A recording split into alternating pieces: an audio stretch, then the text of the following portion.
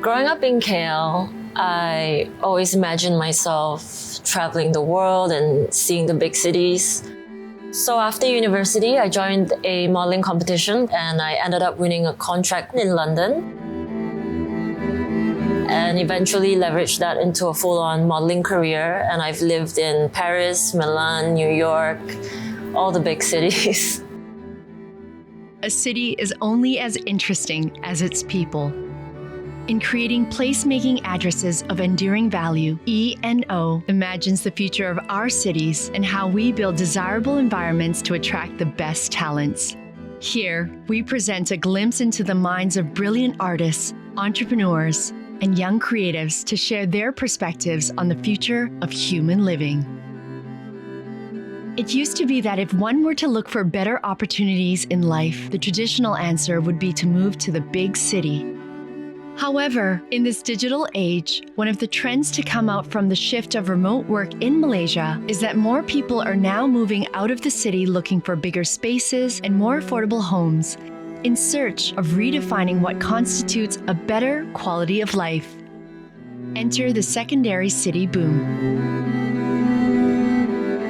While I was modeling overseas, I started my studio practice in embroidery. I maintained my studio in Penang, although I hardly spent any time there until the pandemic.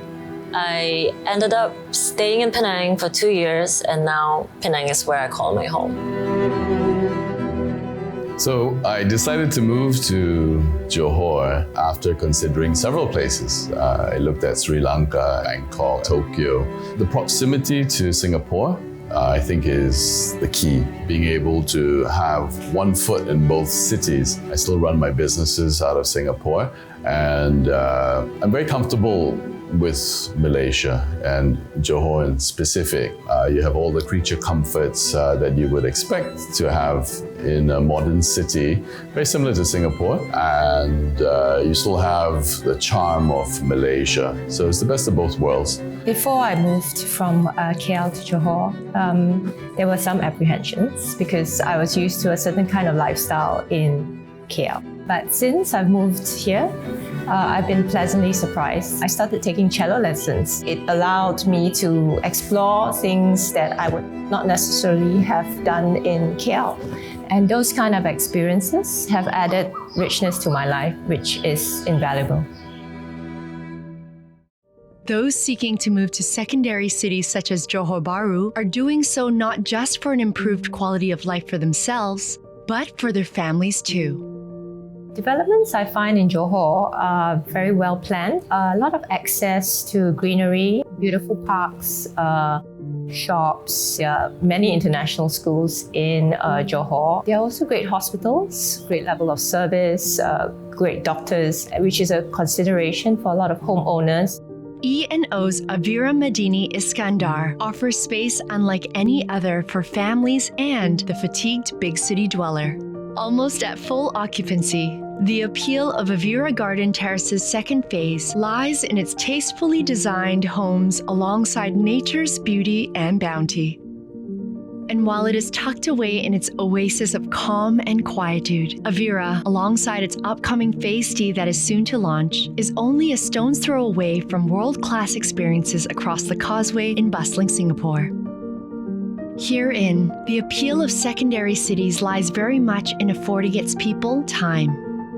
A new luxury that allows one to play, experiment, and enjoy life at their convenience. I think people are moving to places like Johor and Penang for the simple reason they're waking up. They are waking up to what they want in life. Being able to pop into the Esplanade in Singapore or the Art Science Museum, we were just there. And we often miss Johor when we are in Singapore, to return back to a life that is a bit more quiet.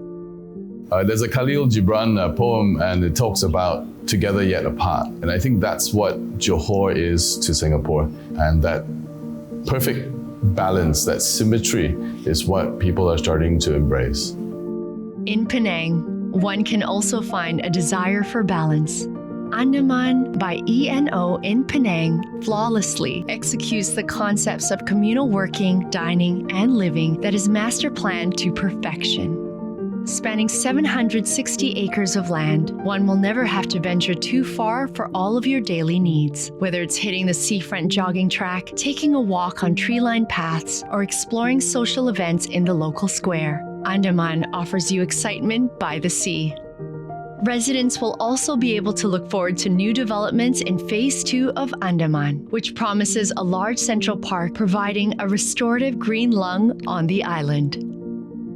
With everything at your fingertips, the only time you'll ever need to leave Andaman is for a trip to the airport. Here in Malaysia, secondary cities in Johor and Penang are developed to possess the right physical, cultural, economic, and social conditions that act as a sticky place for talent, becoming designated regional growth areas of the country. We are both from Perlis, the smallest state in Malaysia. We have been running cafes since late 2013, and this year marks our 10th year in the cafe business. After finishing our studies, and we had this opportunity to start up a cafe, and we took that leap of faith.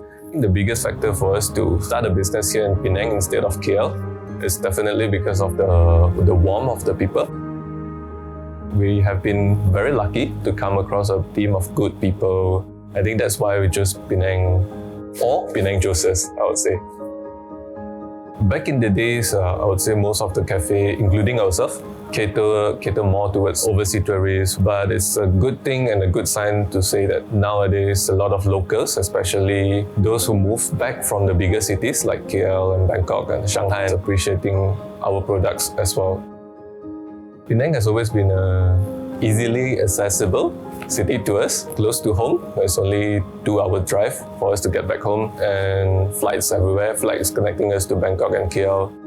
By following their passions, Lu Yi and Peng would eventually go on to carve their own niche in a saturated third-wave coffee culture market by going one step further, training skilled staff to be business owners themselves.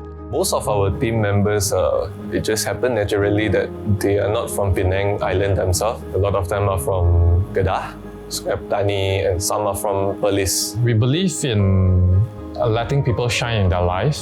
Everyone deserves their equal chance to do their own thing. Even though we are small town kids, maybe because we are small town kids, we want more people to get their chances to do what they are comfortable with.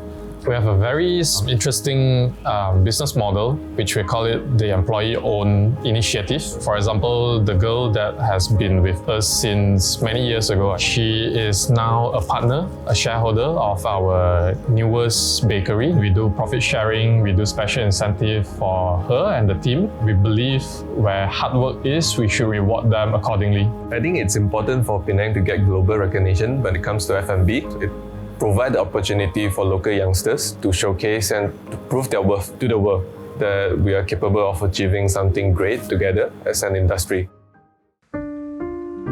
One cannot mention Penang without recognizing its multicultural community, apparent by way of the island's gastronomical paradise and third-wave culture cafes, art galleries, Michelin-starred and Asia Top 50 restaurants and speakeasies that continuously beckons to Malaysians and foreigners from every walk of life. Sri Tanjung Pinang, an E&O seafront community located strategically in Tanjung Tokong, boasts an international community with 30 different nationalities amongst its residents, housed in majestic sea-facing villas and luxury condominiums. A look into life here is a glimpse into the future of E&O's Andaman Island. One can expect to have the very best of island life, stunning seascapes and green living, but also urban life on Andaman and beyond. The island boasts 2 strategically located bridges that will connect residents to commercial, culinary, and cultural hotspots in Georgetown and Batu Ferenghi. What I really love about Penang is that it's a slower pace of life. I've never caught up in traffic. I never leave beyond a 15 minutes radius of my studio anyway. Food is good, and of course the community is amazing. Penang is really conducive for art because there's really a Malaysia Boleh attitude. It seems like anything can be done. There are so many woodworkers, artisans, welders, Anything you can imagine, it seems like they can do. Not to mention that Penang is a port city, so wood, sheets, fabric, acrylic, you can get anything in Penang. It's really within arm's reach. Cost of living also comes into play. Imagine this, I was living out of my suitcase, so in terms of my artwork, I was very limited to what I could carry in a 22 kg allowance. And now with my studio in Penang, with my wood workshop and everything, I've been able to make sculptures as big as 8 feet tall. I don't think I'll be able to maintain my studio practice at the level that I'm operating at anywhere else in the world, except Penang. Such a robust social scene bursting with creativity, expression, and familiarity is becoming increasingly attractive to the creative class that is choosing to live in secondary cities. For all these buzzy cities have to offer, Penang and Johor have the added benefit of being surrounded by nature as well.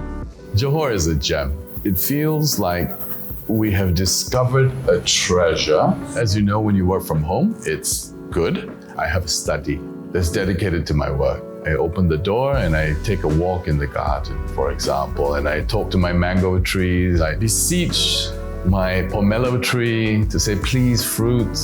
It's interesting. It's a holistic approach towards life, and I think that's what we all are seeking, aspiring towards. And as opposed to saying, I will do this and then at this point in my life, why not now? While leaving the creature comforts of the big city might seem daunting, those looking for a change often find that all good things come to those who dare. I think it's possible to live in secondary cities nowadays because since the pandemic, the way we've worked has changed so much. Doing things remotely, when I need to go up to Kuala Lumpur for meetings, it's just a flight away. And even if we decide to drive, that is completely possible as well. My advice for people that are considering moving to secondary cities like Johor is come, see, touch, taste, feel. You must experience it. Forget brochures. Every person is different. Some have elderly parents, some have young children. So it's going to be different for everyone. So there's only one answer. You have to be brave. You have one life. One life. That's it.